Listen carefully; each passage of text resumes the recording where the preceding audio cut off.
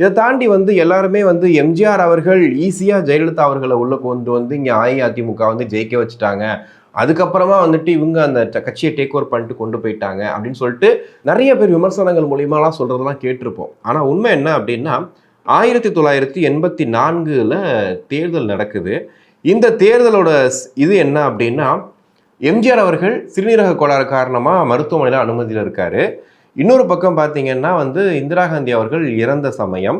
So இங்கே தமிழ்நாட்டில் கூட்டணி பார்த்தீங்கன்னா ராஜீவ் காந்தியும் இங்கே அஇஅதிமுகவும் கூட்டணியில் இருக்காங்க. இன்னொரு பக்கம் எம்ஜிஆர் இல்லாமல் எப்படி அஇஅதிமுக ஜெயிக்க போகுது அப்படின்ற மாதிரி இங்கே திமுகவில் எள்ளி நகையாட ஆரம்பிக்கிறாங்க. திமுகவை பொறுத்த வரைக்கும் பார்த்தீங்கன்னா 2 கம்யூனிஸ்ட் கட்சிகள், முஸ்லீம் லீக் இவங்க கூடலாம் கூட்டணி அமைச்சு போட்டி போடுறாங்க.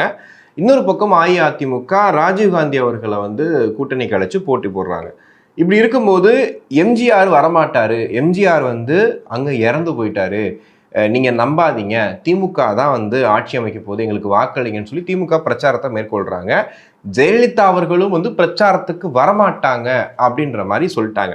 மக்களுக்கு ஒரே குழப்பம், நம்ம எதுக்காக அஇஅதிமுகவுக்கு ஓட்டு போடுறோம்? எம்ஜிஆருக்காக மட்டும்தான். அப்ப எம்ஜிஆர் கண்டிப்பா வந்தா மட்டும்தான் ஓட்டு போடணும், எம்ஜிஆர் இறந்துட்டாரோன்ற மக்கள்கிட்ட ஒரு குழப்பம் இருந்துட்டே இருக்கு. ஒரு பக்கம் திமுக ஒரு நரேட்டிவ் செட் பண்ணிட்டே இருக்காங்க, அவர் வரவே மாட்டாரு அப்படின்னு சொல்லிட்டு. இந்த சமயத்துல பாத்தீங்கன்னா நாவலர் நெடுஞ்செழியன் ஒரு அறிவிப்பை கொடுக்குறாரு. என்ன அப்படின்னா, ஜெயலலிதா அவர்கள் பிரச்சாரத்துக்கு வருவாங்க அப்படின்னு சொன்ன உடனே அவங்களுடைய ஆதரவாளர்களுக்கு பயங்கர உற்சாகம் ஆயிருச்சு. அது எப்படி வருவாங்க, எப்படி வர முடியும் அப்படின்ற மாதிரிலாம் இங்க திமுக பேசிட்டு இருக்க சமயத்துல 570 பொதுக்கூட்டங்கள் நடத்தி பிரச்சாரத்தை செஞ்சிருக்காங்க.